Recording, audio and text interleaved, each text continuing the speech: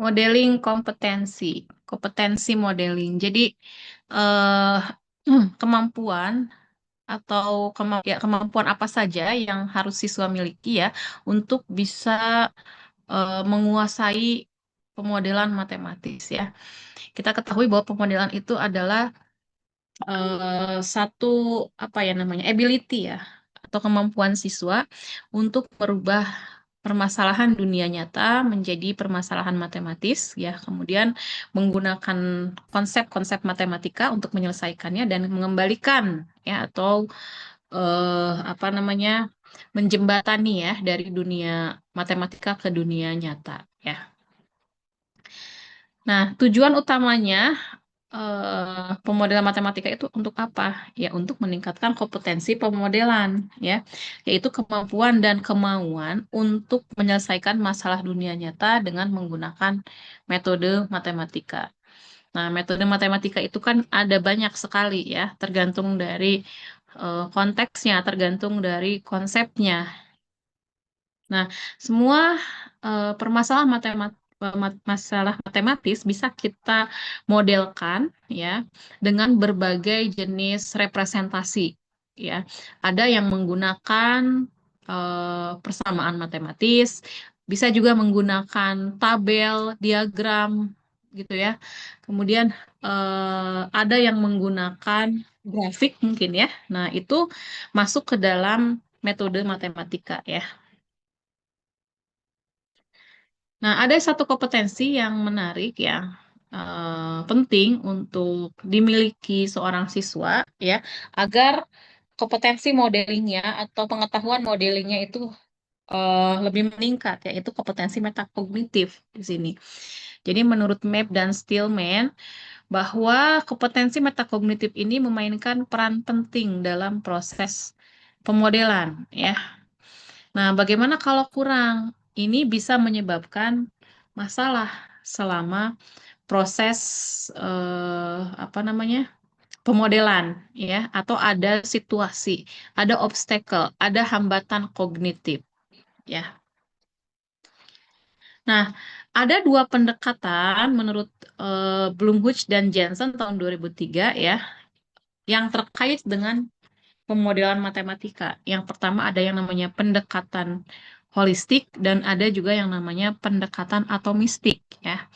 Pendekatan holistik ini berasumsi bahwa pengembangan kompetensi pemodelan ini harus didorong dengan melakukan proses pemodelan matematika yang lengkap, di mana kompleksitas dan kesulitan masalah harus disesuaikan dengan kompetensi peserta didik. Nah, teman-teman semua, eh, kita memandang bahwa definisi holistik itu adalah menyeluruh, ya keseluruhan gitu. Jadi kalau kita mau mengembangkan suatu kompetensi atau kompetensi seseorang, ini harus dilakukan pemodelan dengan cara yang lengkap, ya dari urutan yang lengkap dan jelas. Nah, kompleksitas atau apa namanya eh, rumit atau tidaknya soal itu harus disesuaikan dengan kompetensi peserta didik ya. Nah, kita ketahui ya teman-teman bahwa di satu kelas itu kita tahu bahwa kemampuan peserta didik itu berbeda-beda ya. Ada yang tinggi, ada yang sedang, dan juga ada yang rendah. Dilihat dari gaya belajar, dilihat dari kemampuan awal matematis ya. Kita bisa memberikan beberapa pembelajaran berdiferensiasi ya, yang berkaitan dengan perbedaan kompetensi peserta didik. Nah, ada peserta didik yang kemampuannya tinggi, itu biasanya lebih mudah dalam melakukan pemodelan matematis. Jadi dia bisa melakukan pemodelan dari sesuatu yang konkret menuju semi konkret dan kepada yang abstrak ya, atau namanya matematisasi ya, teman-teman. Berbeda dengan siswa yang kemampuannya rendah, itu sulit untuk melakukan pemodelan matematis. Jadi ketika ada permasalahan yang dalam dunia nyata, mereka cenderung tidak akan mengubah ke dalam pola matematis atau ke dalam representasi matematis, gitu ya.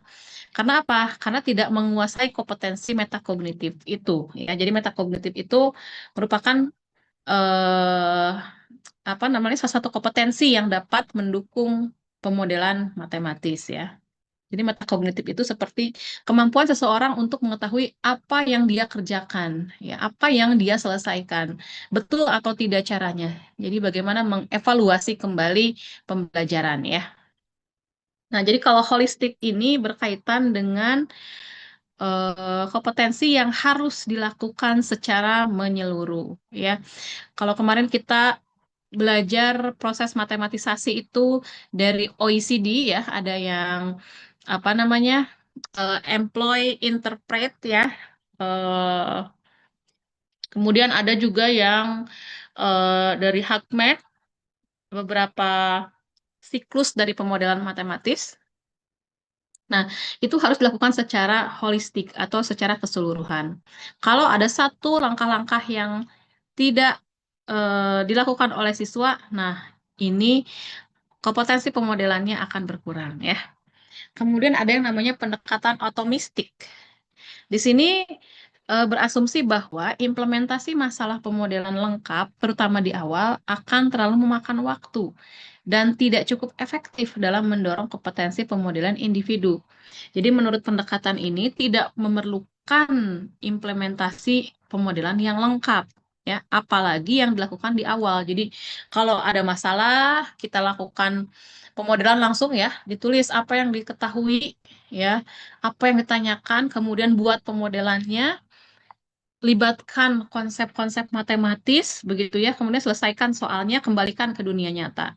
Nah, menurut pendekatan atomistik ini tidak diperlukan apalagi di awal eh, pemodelan ya. Jadi terlalu memakan waktu. Tapi kalau anaknya terstruktur ya, orangnya terstruktur dengan baik ya, dia akan melakukan pemodelan itu dari awal sampai akhir ya. Karena untuk memastikan bahwa apakah jawaban yang dia berikan itu benar atau tidak ya, ada rasa kekhawatiran terhadap jawabannya gitu ya. Nah, tapi kalau orang yang dengan kemampuan modelingnya tinggi, dia akan men-skip beberapa langkah yang menurut dia itu tidak penting atau tidak terlalu berpengaruh, gitu ya. Nah, itu bisa menjadi pendekatan atomistik ya. Nah, definisi kompetensi pemodelan sesuai dengan berbagai perspektif ya. Pemodelan matematika dipengaruhi oleh perspektif yang diambil sebetulnya, jadi tidak bersifat absolut, ya, dia itu dinamis. Perbedaan dibuat antara kompetensi pemodelan global dan subkompetensi. Jadi ada kompetensi, ada subkompetensinya, ya. Kalau global itu lebih umumnya, ya. Kompetensi global itu mengacu pada kemampuan yang diperlukan untuk melakukan seluruh proses pemodelan dan merefleksikannya. Ini sama halnya dengan teman-teman jika memilih satu kompetensi atau kemampuan ya, kita biasanya ada indikator, ada juga subindikator ya. Nah, sama dengan kompetensi pemodelan. Ya, ada pemodelan global, ada juga subkompetensi pemodelan matematis. Gitu ya. Nah, subkompetensi pemodelan ini mengacu pada siklus pemodelan, ya. Jadi subkompetensi ini mencakup berbagai kompetensi yang penting untuk melakukan setiap langkah. Jadi kalau pemodelan ada indikatornya, maka setiap indikator ada subindikator, ada sub kompetensi inti, ya. Nah, apa saja subkompetensi yang dimaksud? Yang pertama adalah kompetensi untuk menyelesaikan setidaknya sebagian masalah dunia nyata melalui deskripsi matematika, yaitu model yang dikembangkan sendiri. Nah, seseorang yang bisa menyelesaikan satu subkompetensi ini bisa juga melakukan seluruh proses pemodelan. Ya, ini dari Kaiser tahun 2007. Nah, yang kedua, subkompetensi yang kedua adalah kompetensi untuk merefleksikan proses pemodelan dengan mengaktifkan meta pengetahuan atau meta kognitif ya tentang proses pemodelan.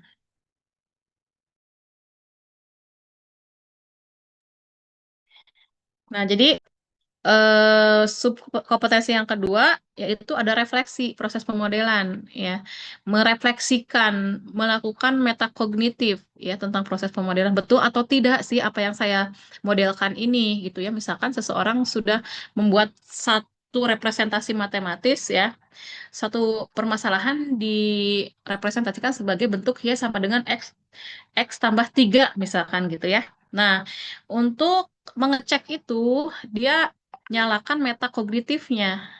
Jadi, apakah betul atau tidak? Ya, dilakukan beberapa validasi ya. Jadi, kemampuan untuk merefleksikan proses pemodelan.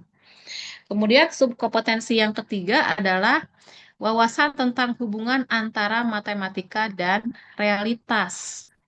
Ya.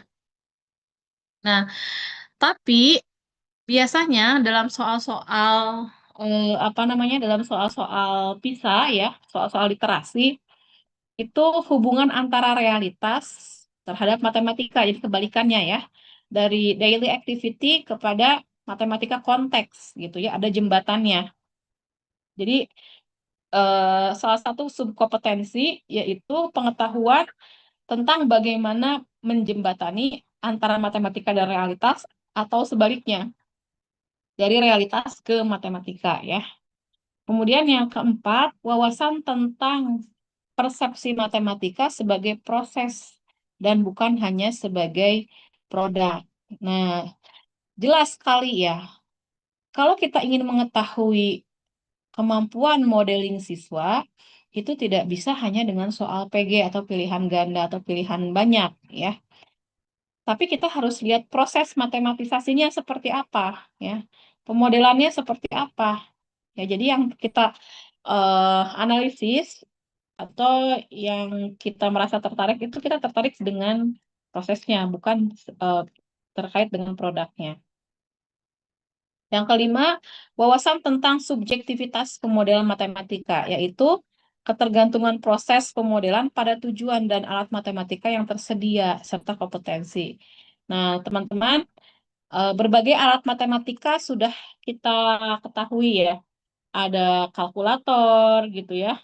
Kalau dulu bentuknya kalkulator, kalkulator monolog ya, apa kalkulator sains gitu ya. Nah, sekarang ada kalkulator digital. Ada alat matematika lain banyak sekali ya. Software-software matematis ya seperti GeoGebra, Geometry Sketchpad, kemudian ada apalagi banyak ya. Nah, jadi wawasan tentang itu ini juga salah satu subkompetensi dari pemodelan ya. Kita akan lebih mudah melakukan pemodelan kalau ada alat matematika ya. eh Ketika kita akan mengajar mengenai titik koordinat ya, yang kita lakukan dengan cara tradisional dengan menggambar terlebih dahulu sumbu X dan sumbu Y, kemudian tentukan titiknya ya, X, Y. Jadi titik koordinat dinyatakan dengan X, Y. Nah, kemudian ketika menggunakan alat matematika itu bisa menjadi lebih mudah ya. Ketika titik itu bisa digeser-geser, maka koordinatnya pun akan bergeser gitu ya. Kemudian kompetensi sosial seperti kemampuan untuk bekerja dalam kelompok dan berkomunikasi tentang dan melalui matematika. Nah, ternyata tadi work group itu merupakan salah satu kompetensi atau subkompetensi yang harus dimiliki dalam modeling, ya. Kemampuan untuk bekerja dalam kelompok dan berkomunikasi tentang dan melalui matematika. Nah, jadi ada orang yang memang pintar begitu ya matematikanya, tapi tidak dapat mengkomunikasikan dengan baik ya. Misalkan saya minta si A untuk menjelaskan jawaban karena dia sudah selesai jawabannya ya, menyelesaikan satu soal misalkan ya. Tolong jelaskan kepada teman sekelas gitu. Dia tidak bisa menjelaskan, tapi jawabannya betul. Nah, berarti dia belum memiliki subkompetensi yang baik ya. Nah, kemudian eh, ada lagi ya untuk subkompetensi untuk melaksanakan setiap langkah proses pemodelan. Ini dari kaca map tahun 2006. Eh, Jadi seseorang yang melakukan modeling itu harus melaksanakan setiap langkah-langkah, ya. Kemudian kompetensi untuk memahami masalah sebenarnya dan membuat model berdasarkan kenyataan, ya. Kemudian kompetensi untuk membuat model matematika dari model nyata, kompetensi untuk menyelesaikan soal matematika dalam model matematika, kompetensi untuk menafsirkan hasil matematika dalam situasi nyata, dan kompetensi untuk memvalidasi solusi. Nah, ini bisa dicatat ya, kompetensi apa saja yang merupakan indikator dari pemodelan. Nah, teman-teman, kita bisa lihat ada satu persoalan ya, ini diambil dari soal PISA. Nah, teman-teman yang sudah mengajar ya SMP, SD, SMA, biasanya apa namanya? Biasanya atau sekarang ya sedang heboh di Instagram, di TikTok yang mengenai hasil dari TKA ya, tes kemampuan apa? Akademik ya, TKA. Nah, hasilnya itu yang tahun lalu itu jelek ya. Jadi ternyata hasil TKA matematiknya itu jelek. Itu kenapa bisa seperti itu ya? Karena memang guru-gurunya jarang sekali memberikan soal-soal seperti ini ya. Nah, ini padahal tidak memerlukan pengetahuan matematis yang rumit begitu ya. Jadi kalau bahasa Inggrisnya is not a rocket science gitu. Jadi biasa aja soalnya, cuman ya karena tadi siswanya itu cenderung banyak menemukan soal-soal rutin yang memang dalam pembelajaran itu sering diberikan oleh guru ya. Nah, guru-guru jarang memberikan soal-soal bisa. Nah, kita coba lihat satu soal ya. Saya ini diterjemahkan jadi terjemahannya aneh ya. Jadi saya kasih saja bahasa Inggrisnya ya, file aslinya karena sudah belajar bahasa Inggris kan tadi ya, otomatis bahasa Inggrisnya pasti bagus ya. Nah, ini tentang memoristik ya. Jadi kalau teman-teman melihat karakteristik soal PISA ya, eh di soal PISA itu biasanya ada berbagai topik. Jadi dinamai dulu gitu, judulnya apa, temanya apa. Nah, biasa satu soal ini itu satu permasalahan ini untuk beberapa soal biasanya gitu ya. Ada yang jawabannya benar salah gitu. Kemudian ada yang pilihan banyak juga ada ya. Nah, silakan dibaca dulu ya, teman-teman. Ini untuk soal yang pertama. Memoristik itu biasanya disebut sebagai USB ya. Nah, nanti di sini ada pertanyaannya ya.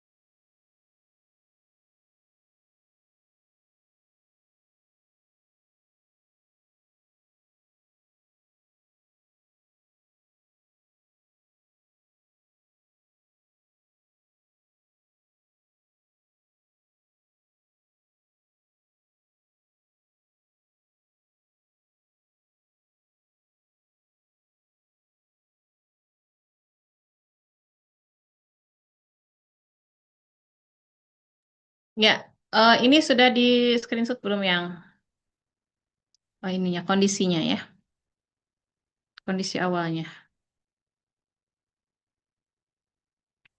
Sudah?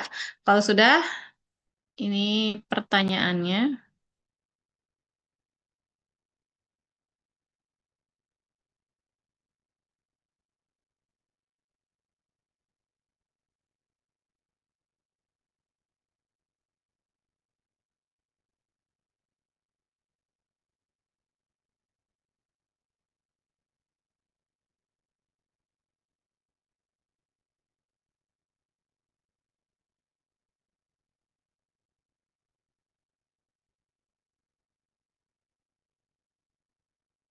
Tuh dikecilin ya supaya terlihat semua.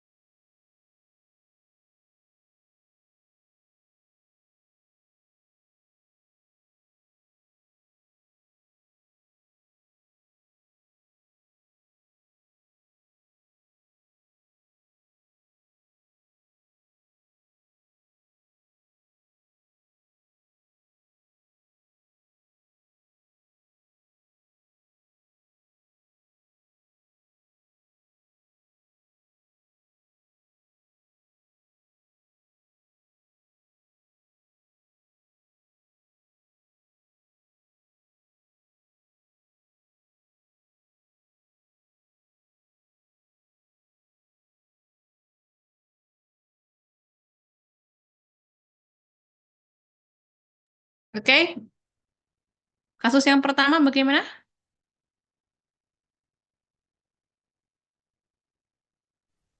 Tidak cukup memorinya ya, Bu. Tidak cukup. Yang lain?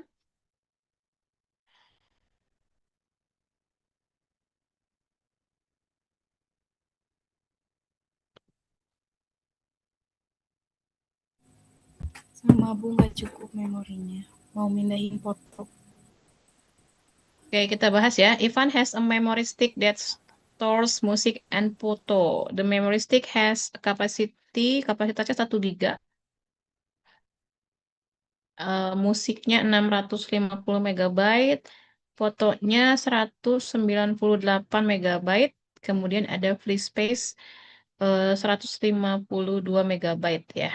Jadi yang lebih banyak ini musik ya. Oke, kemudian pertanyaannya,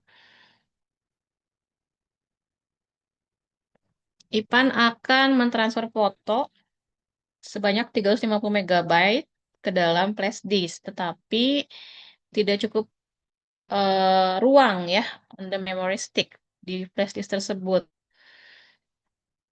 While he doesn't want to delete any existing photo, jadi nggak boleh menghapus album foto ya. Nah, yang dibolehkan apa? Menghapus 2 musik album. Nah, Ivan Memory Stick has the following size, like the following table. Seperti ini, teman-teman. By deleting out almost at most 2 musik album, is it possible for Ivan to have enough space on his memory stick? Jadi yang dibolehkan mendelete 2 musik album ya.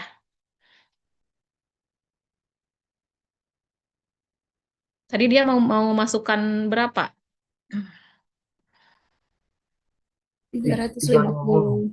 350 ya. Kemudian dia mau menghapus album apa? Musik album. Nah, tadi kan musik album itu 650 ya. 650. 350 itu kira-kira bisa atau tidak? Album yang mana saja yang bisa dihapus? Kalau 100 album satu dengan album 2 cukup nggak? Album Enggak. 1 sama album 8, Satu dengan 8. 8. 8 Bu. 1 dengan 8. Satu itu 100, 8, 125. 225 ya. Yang dibutuhkan 350. Berarti kurangnya berapa? Mana ada Kan ada privasi. ya space kosongnya Ibu yang 225 kalau nggak dikurangi 350, 125. Tadi free space-nya dua ada 152. 152 152. Nah, empat berarti bisa ya album yang 1 dan 8. Ada yang lain nggak? Bisa pilih satunya, eh, yang album satu, kalau nggak album 8 sisanya boleh pilih yang mana aja bisa. Yang mana aja? Ya kan udah Album syarat 2 dan 3? 2 dan Enggak 3, cukup. 6, 8, 8, 8, 16 bisa, bisa Bu, bisa, bisa, bisa, bisa, bisa, bisa. Bisa? 180, 100, Masa bisa? 100, Kan ya dia ya, mau masukinnya 350. enggak ya, enggak 75 tambah 80 tambah 152, 307. Kurang ya, ini 350. minimal album satu lah, ada album satunya. Ya. Enggak, iya, ya cuma 18 doang. Kalau 3 dan 8, 2 sama 8, 200 ya, album 2 sama 8 bisa. 2 dan 3 dan 8 ya. Kalau 2 dan 8 juga bisa ya, kurang Bisa 5. Walaupun ya 7, 7, pada 8 bisa. kenyataannya kalau hanya menyisakan 2 megabyte saja kan suka ini ya gagal ya, Nah, ya, kepenuhan gitu. Jadi harus lebih space-nya lebih baik. banyak ya. Oke, berarti we can circle yes or no? Yes ya. Jadi memungkinkan untuk memindahkan ya. Don't forget tadi there are one space free space ya, amount 152 megabytes ya. Nah, ini salah satu soal PISA ya, soal literasi matematis ya. Jadi dari satu problem, dari satu kondisi ada beberapa pertanyaan ya. Jadi kombinasinya ada banyak ya. Nah, pemodelannya bisa seperti ini ya teman-teman. Jadi kombinasi dari dua album yang digunakan itu 198 ruang atau lebih gitu ya. Seperti tadi yang album satu dan album 2, album satu dan album 8 ya, it's more than 198 yaitu 225 gitu. Oke. Nah, di sini ada persoalan lagi ya. Silakan di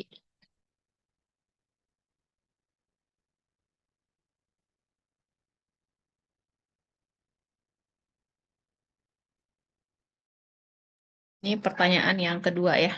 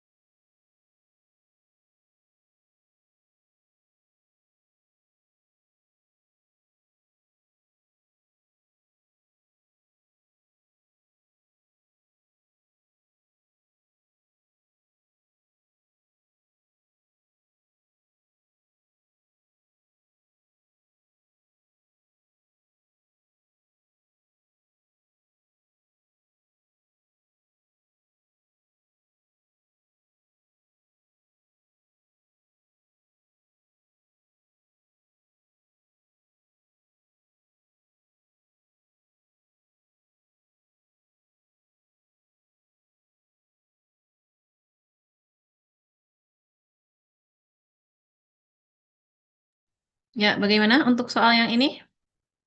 Which one of the following graphs represent the new memory stick? This status? A, B, C, or D? Yang mana? Yang D. A. Oke. Jadi posisinya tadi musik 550 megabyte, foto 338 megabyte, dan ada free space sebesar 100. 112 megabyte ya. Nah, dia dapat flash disk baru dengan ukuran 2 gigabyte ya, 2000 megabyte. Ini sebetulnya tidak perlu perhitungan yang rumit ya, teman-teman. 2000 ini kita lihatnya dari mana? Tadi Maifa jawab seperti itu dari mana?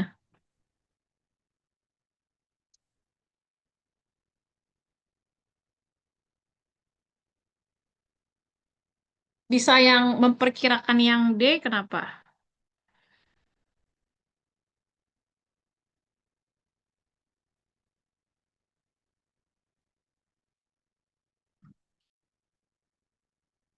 Hmm,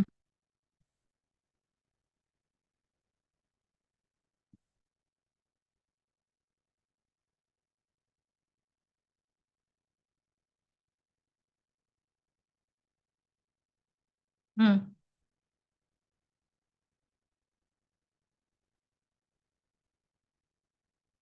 hmm. Jadi yang D, oke. Nah, berarti pemodelannya seperti apa? Jadi dikatakan bahwa kapasitas yang baru itu 2000. Nah, kalau kita hanya melihat tabel ini saja, ya pasti free space-nya yang 112 itu yang lebih kecil, ya. Nah, bisa jadi milihnya yang ini, yang A gitu ya, atau yang C. Nah, karena dia ada 2000 megabyte, berarti kita bisa lihat bahwa 550 itu seperempatnya dari 2000 megabyte. Ya, kalau kita buat pie chart-nya atau diagram lingkarannya, nah musik ini yang hitam, ya, berarti yang ini, kemudian foto ini, nah ini free space. Jadi tanpa menghitung kita harusnya sudah bisa memperkirakan, ya. Nah, ini kemampuan siswa untuk atau kompetensi siswa untuk membaca tabel dan diagram, ya, dan merepresentasikannya ke dalam bentuk pie chart, gitu ya, teman-teman ya. Nah, ini kalau dipisah ada yang namanya konteks, ada yang namanya proses, ya. Tujuannya ini adalah untuk memahami hubungan antara language of a problem, masalah eh, apa namanya, soal cerita gitu ya, and the symbolic and formal language needed to represent it mathematic. Nah, kontennya uncertainty, ketidakpastian dan data, konteksnya konteks personal. Jadi konteksnya itu ada personal, kemudian ada science ya, ada pekerjaan, gitu, occupation. Nah, yang ini adalah konteksnya personal. Prosesnya adalah proses interpret, ya, menginterpretasi. Nah, jadi jangan heran teman-teman kalau dipisah itu ada ini ya, ada spesifikasinya ya, kontennya apa, konteksnya apa, prosesnya apa, begitu ya. Ini jawabannya yang D. Oke. Nah, kemudian ada soal yang kedua ya, tentang multiplayers. Ya, silakan dibaca lagi ya. Ini harus lebih kecil.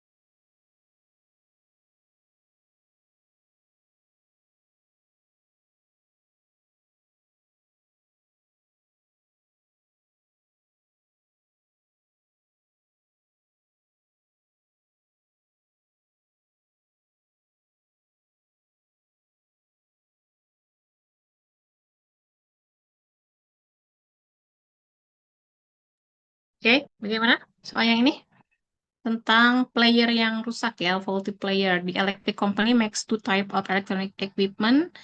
Ada video dan audio player. Pada akhir produksi, player tersebut dites ya untuk menemukan mana yang rusak dan harus diserahkan kepada perbaikan ya. Nah, ini ada tabel di sini player tipenya, video players itu rata-rata number of players paid per day 2000, rata-rata presentasi faulty playersnya adalah per days ya 5%. Yang rusaknya 5%. Untuk audio players yang dibuat rata-rata 6.000 per hari, rata-rata persentase faulty players per days-nya 3%, yang rusaknya 3% dari 6.000 ya. Oke, sekarang untuk question 1, ini kita tinggal memilih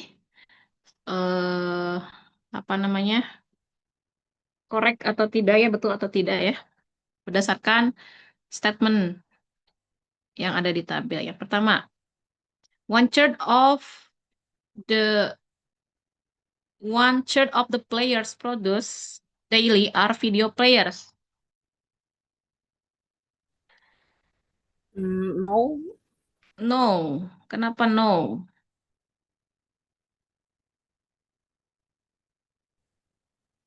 karena harusnya 1:4 tuh. Ya, harusnya 1/4 ya. Rasionya ya. Quart ya. Jadi bukan sepertiga yang diproduksinya adalah video players, tapi 1/4. 2.000 dari 8.000 ya totalnya ya. So the statement is incorrect ya. Okay, number 2, in each batch of 100 video players made, exactly 5 will be faulty. No, No. No. Why? The reason?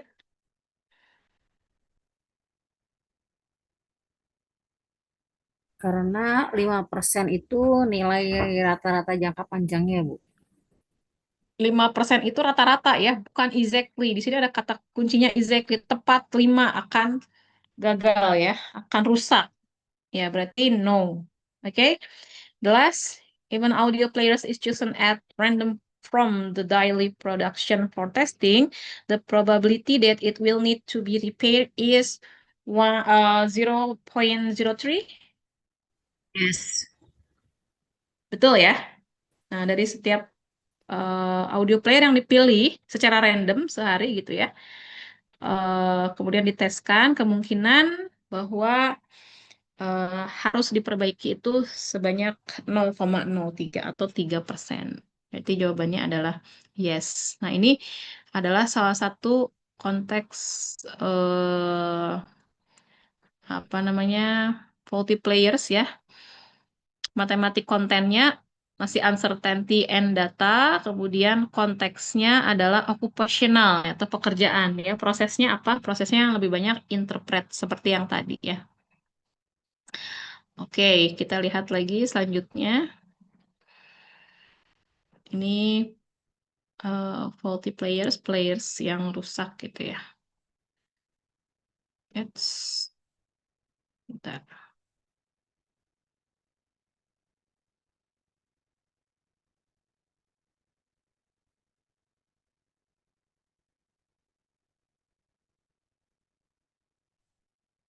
Tadi question 2 harus.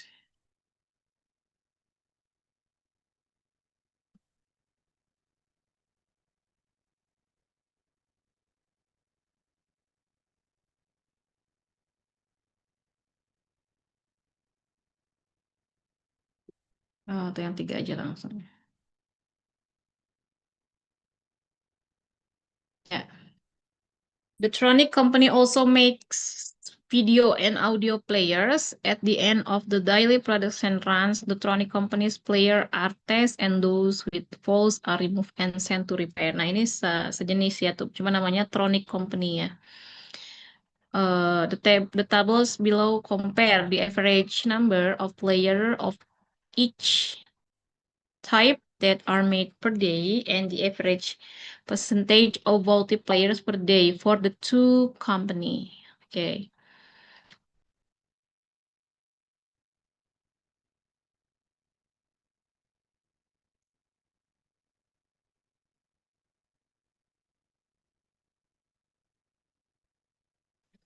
Nah, jadi ini kemampuan kita membaca tabel ya. Yang di atas ini adalah video, yang ini untuk audio.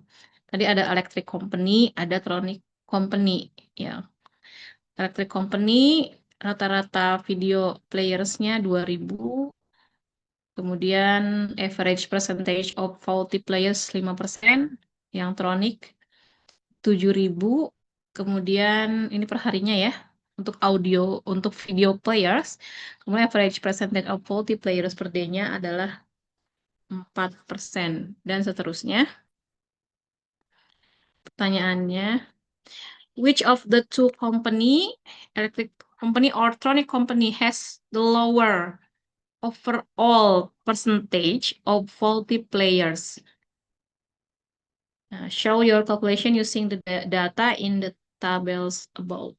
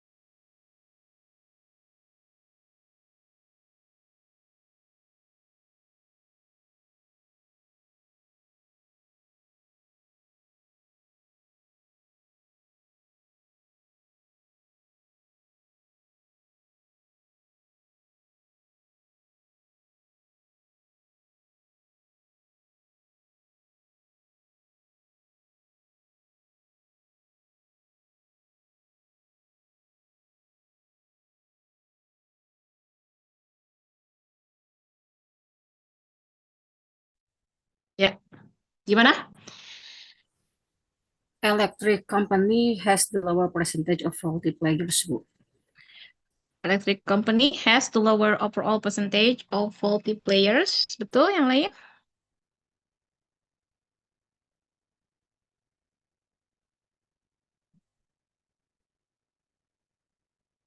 Halo?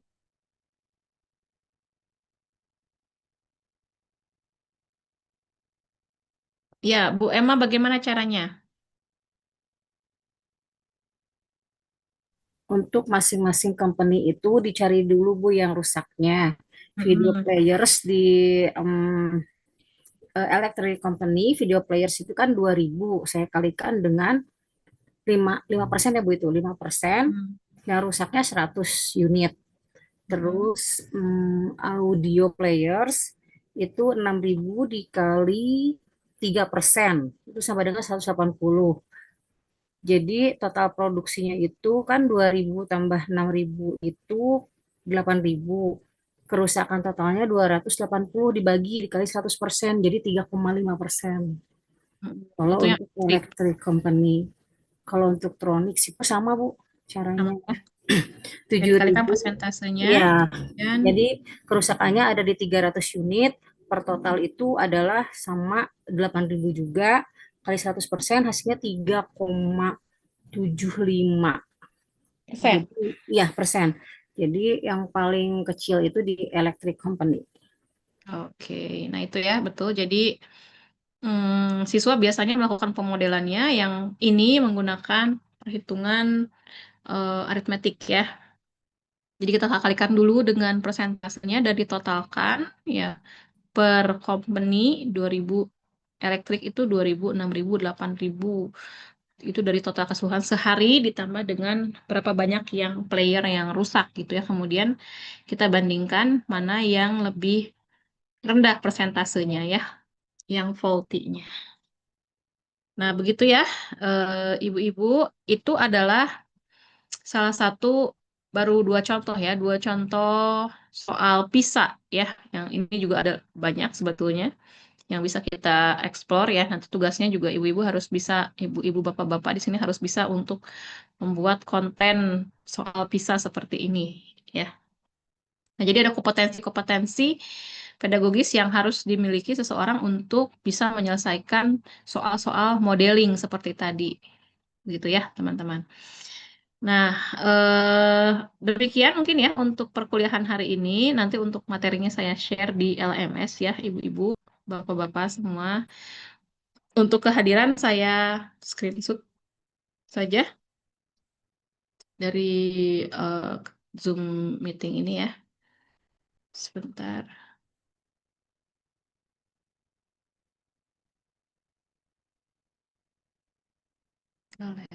Oke, 1, 2, 3. Ya, nah teman-teman, minggu depan tolong buat satu soal sejenis PISA ya. Jadi ada satu kondisi di mana bisa dikembangkan menjadi beberapa permasalahan minimal 3 soal. Ya, kontennya kalau tadi kan apa data ya, statistika ya, uncertainty and data. Silakan mau aljabar, mau geometri begitu ya. Nah nanti buat dalam satu PPT. Ya, jadi harus sudah siap ya ketika saya meminta untuk menampilkan. Nah, tidak ada lagi yang mengatakan tugasnya yang mana, Bu? Gitu ya.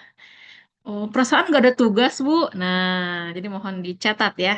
Nanti minggu depan saya akan meminta beberapa orang untuk menampilkan hasil ya dalam mengkonstruksi soal sejenis soal PISA. Gitu ya. Baik, saya rasa cukup untuk pertemuan kali ini. Mudah-mudahan semuanya sehat ya. Kita berjumpa lagi minggu depan. Assalamualaikum warahmatullahi wabarakatuh. Waalaikumsalam warahmatullahi wabarakatuh. Terima kasih, Waalaikumsalam Bu. warahmatullahi Terima wabarakatuh. kasih, Terima kasih, Bu. Bu.